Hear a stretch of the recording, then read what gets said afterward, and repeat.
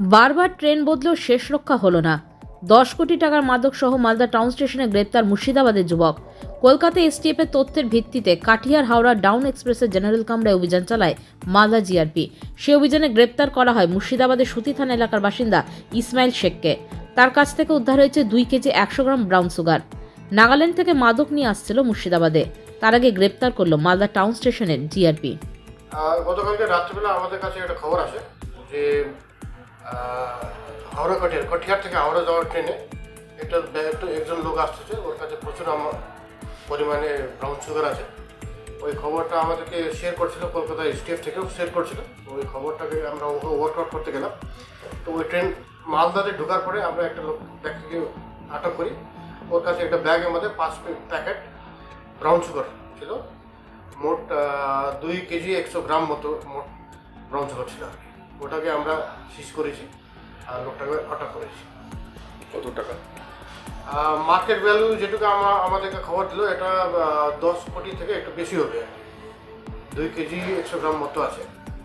ট্রেনে ছিল এটা ডাউন মানে কাঠিয়ার থেকে হাওড়া ট্রেনে ছিল, কিন্তু এই ব্যক্তিটা আসছিল ডিমাপুর, নাগাল্যান্ড থেকে ডিমাপুর আসছিল আর যাচ্ছিল টুয়ার্ডস মুর্শিদাবাদ সুতি থানা। আচ্ছা, এটা কোথায় পাচার হওয়ার কথা ছিল? এটা ওই ফারাক্কা সাইডে, মানে ফারাক্কা মুর্শিদাবাদ সাইডে পাচার। আর এই কোথা থেকে এটা সংগ্রহ করেছিল? সো এ বলছে ডিমাপুর, নাগাল্যান্ড থেকে সংগ্রহ করে নিয়ে আসছিল। আচ্ছা, নাগাল্যান্ড থেকে নিয়ে আসছিল। নাগাল্যান্ড থেকে নিয়ে আসছিল, ডিমাপুর থেকে নিয়ে আসছিল। এর নাম?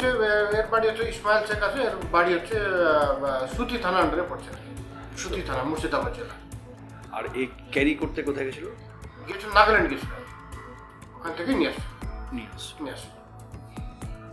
কম্পার্টমেন্টে ছিল আর কি। হ্যাঁ, জেনারেল কম্পার্টমেন্ট, জেনারেল বগির মধ্যেই ছিল। আচ্ছা, জেনারেল বগি থেকে নাম ছিল, তখন আমরা আটক করি। কিভাবে পেলেন, মানে কোথায় ছিল এতগুলো? পরে একটা ব্যাগের মধ্যে একটা পিঙ্ক কালারের ব্যাগ ছিল, ব্যাগের ভিতরে রাখা ছিল। কোনো না, ব্যাগের মধ্যে ছিল, হ্যান্ডব্যাগের মধ্যে। হ্যান্ডব্যাগ। হ্যান্ডব্যাগের আর এ উঠেছিল কোথা থেকে? ওই ডিমাপুর থেকে, মানে ডিমাপুর থেকে আসলো এনজিপি অফিস, এনজিপি থেকে ট্রেনটা বদল করে এই ট্রেনে আসে। থেকে উঠেছিল এনজিপি, ডিমাপুর থেকে এনজিপি একটা ট্রেনে আসছে, এনজিপি থেকে আবার কাঠিয়ার আরেকটা ট্রেনে আসছে, ওখান থেকে আবার এই আরো কাঠিয়ার ট্রেনে। আর এটা সাপ্লাই কোথায় হচ্ছিল বললেন? সাপ্লাই নাগাল্যান্ড থেকে হচ্ছিল আর নিয়ে যাচ্ছিল মুর্শিদাবাদে সুতি থানা।